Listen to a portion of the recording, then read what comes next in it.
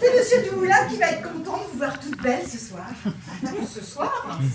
Mais voyons, je me dois d'être toujours agréable et accueillante. Je n'ai pas le droit de montrer un visage angoissé, lui qui travaille tant. C'est vrai que vous avez un rôle à tenir. Et comment? Je ne suis pas simplement là pour recoudre les boutons. Et laissez-moi vous dire que celles qui le pensent n'ont vraiment rien compris.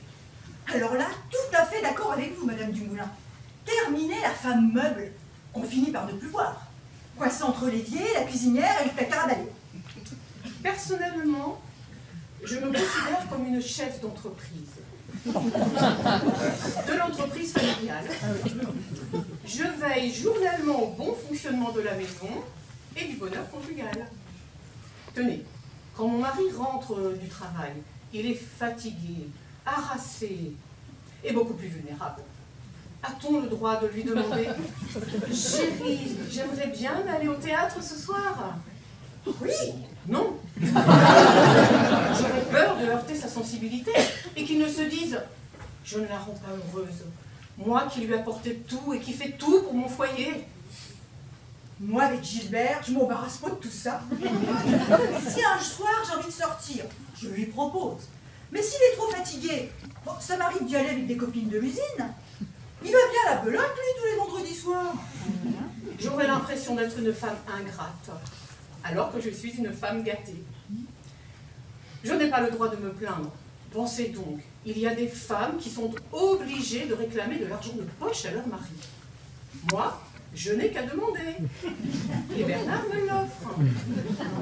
Par exemple, l'argent des transports, un rouge à lèvres, des magazines, ou je ne sais pas moi, une paire de bas.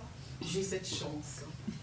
Croyez-moi, Yvette, je suis une femme très heureuse. Mais ça se voit, Madame Dumoulin, vous êtes resplendissante. C'est vrai.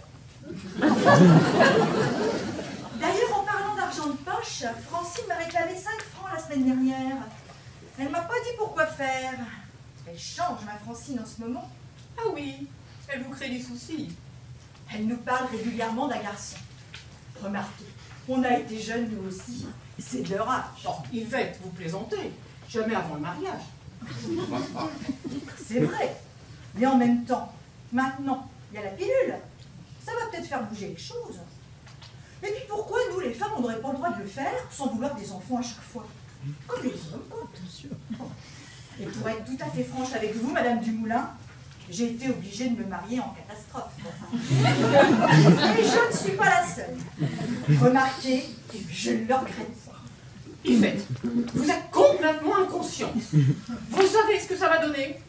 C'est la porte ouverte à la débauche. Sans parler de la natalité qui va s'effondrer. Oui, bien sûr. Mais en même temps, ça va peut-être permettre à la femme de choisir. Parce que c'est pas toujours facile de repousser son mari.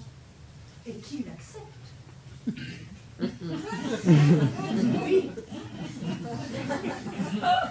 Mais imaginez, ça voudrait dire qu'une femme pourrait duper son mari en prenant la pilule à son insu. Ou je dirais même pire, fauter en dehors du mariage. Avoir une relation secrète. Oh,